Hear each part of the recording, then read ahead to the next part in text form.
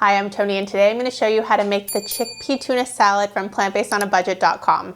I grew up loving tuna fish sandwiches, and my dad used to make it with basically mayonnaise, and sometimes he would put in lettuce or tomatoes, and that is how I like my chickpea salads. And the way the chickpeas are mashed and flavored in this recipe and really gives me the familiarity that I loved from my childhood sandwiches. So let's get started. I think you're gonna like this one. I'm starting with 2 cans of rinsed and drained chickpeas. They're also called garbanzo beans, and I mention that because a lot of people don't know when they go to the grocery store. This one says chickpeas on it, but a lot of them still say garbanzo beans, and it wasn't until I was doing recipe testing with recipe testers for one of my books, someone was like, I went and I looked for chickpeas, but I couldn't find them. So if you're looking for chickpeas, they're also called garbanzo beans. And now I'm gonna use a potato masher and mash them. If you have a food processor, you can give them a whiz for a few seconds, maybe pulse it until they're broken down but not pureed. And I'm just going to manually do it for the sake of not having to wash another dish. When you're mashing them, it's okay if you still have some whole ones in there, but we would like the majority of them to be mashed. I'm gonna move this to the side, and I'm gonna quickly chop some vegetables. I'm using my chopper today to save time. I'm doing 1 small red onion. You can either do red onion, yellow onion, or if you want, you can even slice up some green onions and toss those in there. Next, I'm doing 4 ribs of celery. I'm using the kind with the leafy greens on top, and I'm gonna leave them on there. No use of letting those go to waste. I'm also gonna add in some dill pickles.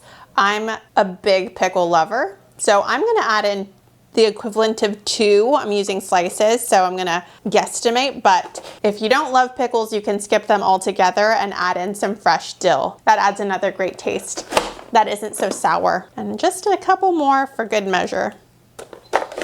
Now I'm gonna toss in all of my veggies. I'm gonna add in some plant-based mayonnaise. This one is from Follow Your Heart. It's called Vegenaise. It's the one I've been using the longest, so it has a special place in my heart, and I really appreciate the taste.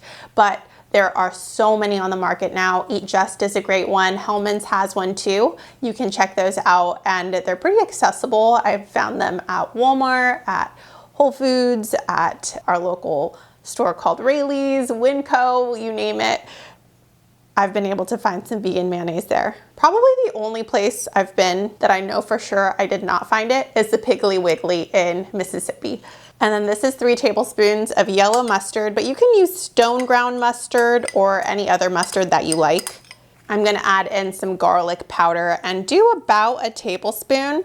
If you don't have garlic powder, but you have some garlic, you can toss in a couple minced cloves. And I'm gonna use my fancy electric pepper grinder. I got this one in the mail from my friends at Zwilling, and it's so fun. I'm just gonna put in to taste, then give it all a good mix. I will say this actually looks to have more veggies than my dad used to put.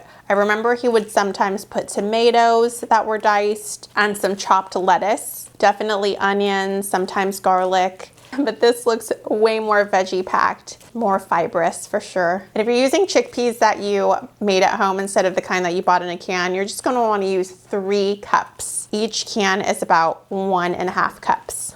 I'm gonna serve it up. Oh. Every time I cook for you, I'm very hungry. I'm trying to not be wasteful or have to burden my neighbors with the food that I make. And instead I'm trying to film what we're about to have for dinner or lunch. So usually when I'm cooking, I'm a bit hungry these days. It's really coming down. You might hear the rain in the background, so I apologize if it's distracting, but I am excited to go eat this. If you give it a try, feel free to make this recipe your own. If you don't have it in celery or if you don't have onion, it's totally fine. Just add what you have and it's gonna be delicious. I would say the things that you wanna add are definitely the chickpeas, vegan mayonnaise, and the mustard. That's gonna give it a little bit more flavor, and everything else is gravy. I hope you give this recipe a try, and if you do, let me know in the comments what you think. Please hit the like button, subscribe if you haven't already, and thank you so much for taking the time to watch this video. I really appreciate it. I hope you have a good rest of your day, and I'll see you in the next one. Bye.